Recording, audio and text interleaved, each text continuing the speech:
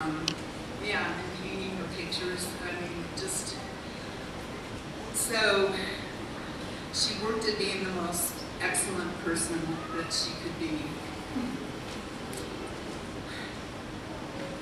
And so I hope that that's something that we can all, one thing that we can all work on ourselves, I think, to take a piece of Dana and make the world a better place, no matter how, but both in being excellent and how we deal with our stuff, but in how we treat other people, and how we are as people in the world.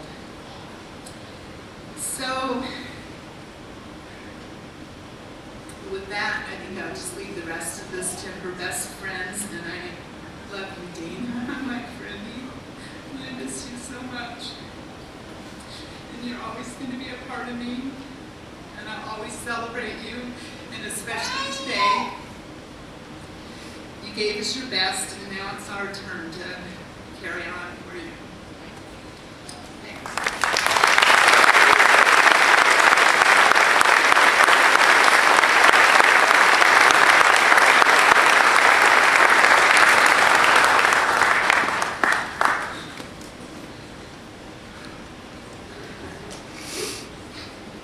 So this is going to be tough, but I got to get through it, so bear with me.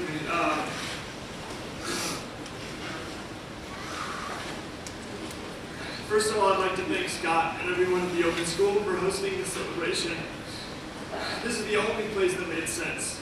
My mom's life work was here, and in her final days, she kept referring to this celebration as her graduation. So this is certainly fitting. This is exactly what she wanted. I'd also like to thank everyone who sent messages to me of comfort in the last 2 months. It's been really busy, tough time, and I haven't been able to respond to many of them, but they've all meant a great deal, so thank you. Really thank you. My mom passed away 2 weeks to the day, just about, from when she got her diagnosis. I didn't find out until 4 days later that she was sick. She kept her terminal diagnosis a secret from me because I had 2 important concerts coming up, and she wanted me to be able to focus on them. In her darkest hours, when my attention and consolation were all she would have wanted,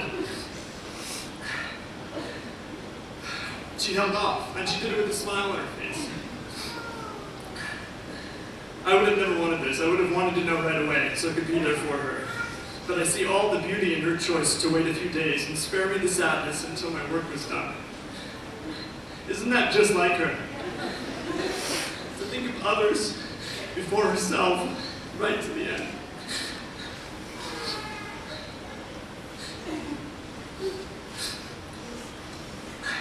The 10 days after that were frankly absolutely joyful, though. She chose to be happy every single day of her wonderful life, so the end was no different. She earned that. At the end, I witnessed the sum of her daily beauty. A life rounded off without reservation or regret. Some people go kicking and screaming. My mom went singing and dancing herself off this mortal coil.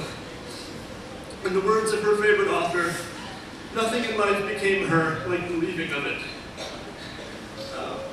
I'd like you to see for yourself. I have a video that I'd like for you guys to watch. This was just from a few days before she passed away.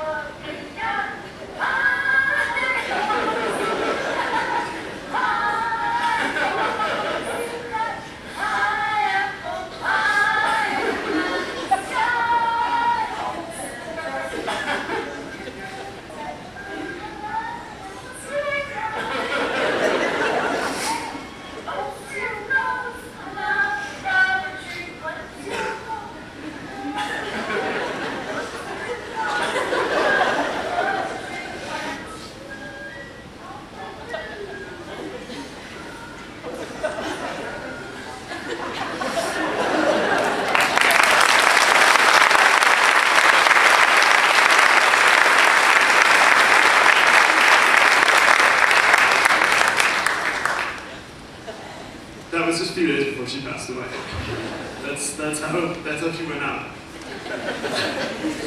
She left us all much sooner than we would have liked, but she lived exactly the way she wanted to, right until the end, never having to give up a thing. She had hardly any pain, and she drifted off in her sleep, surrounded by friends and family, in the house that she loved. If I lived to be 100, and my life, and had a life half as full as hers, I'd be a very lucky man. It feels wrong to do anything but celebrate. My mom was an eternal idealist, like Don Quixote. She could only ever see the world the one way. She could only ever see the beauty in everyone and everything around her. She did everything for me, and all that is good in me came from her. She was the most important person in the world to me, and at different times in my life, I wondered what I would say at her funeral.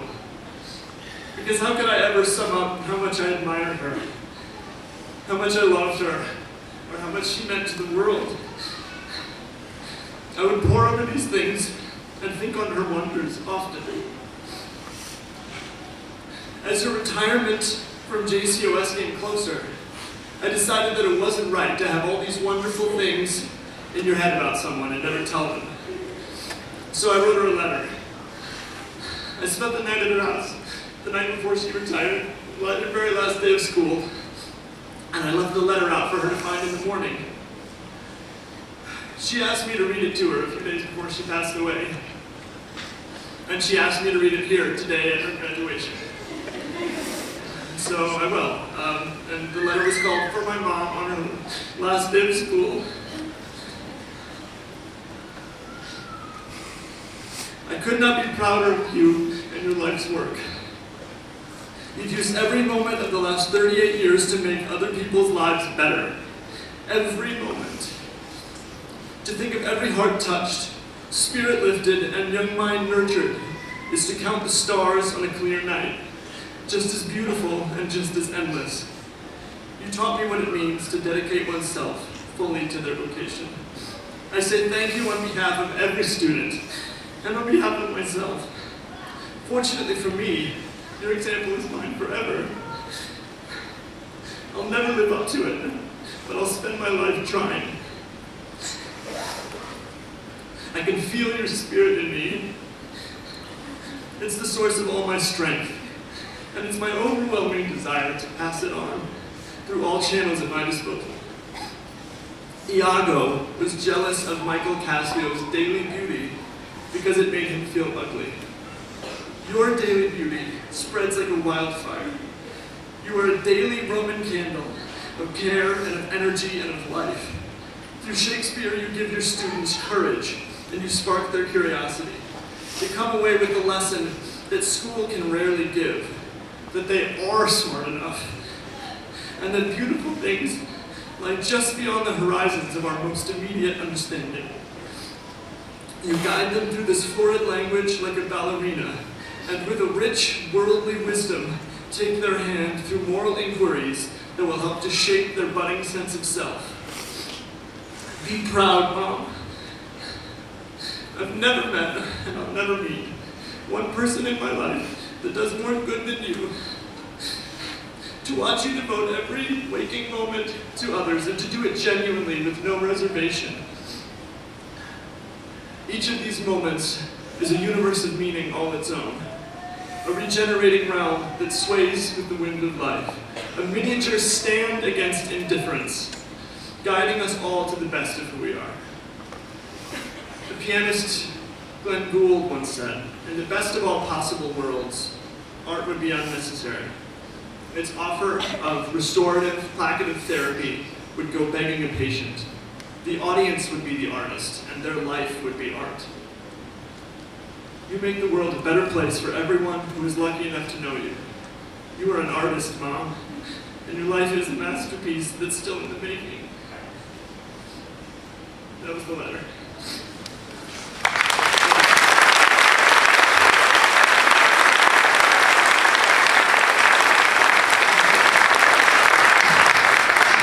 And even now, it's still in the making in all of us here today. If my mother ever gave you anything, a painted card, a Shakespeare award, embroidered pillowcases, some words of comfort or support, a sympathetic ear, an appreciation for scholarship, if she shined a light on the best of you and celebrated, then give it back.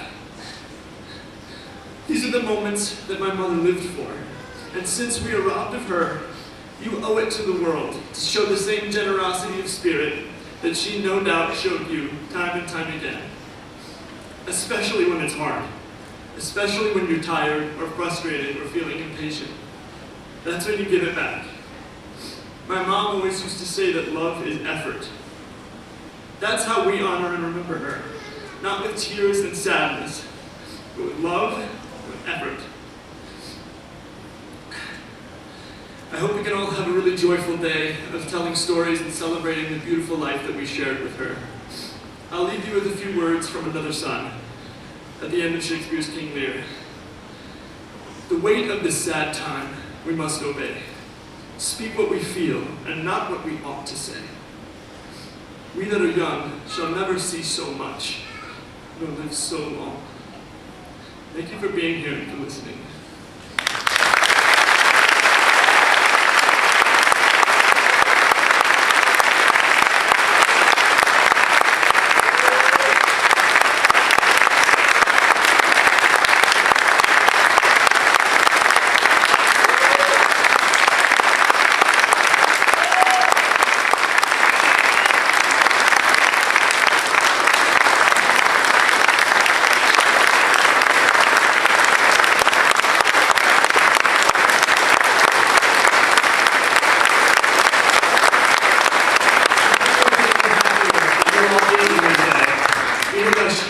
She'd never let. She'd be too embarrassed.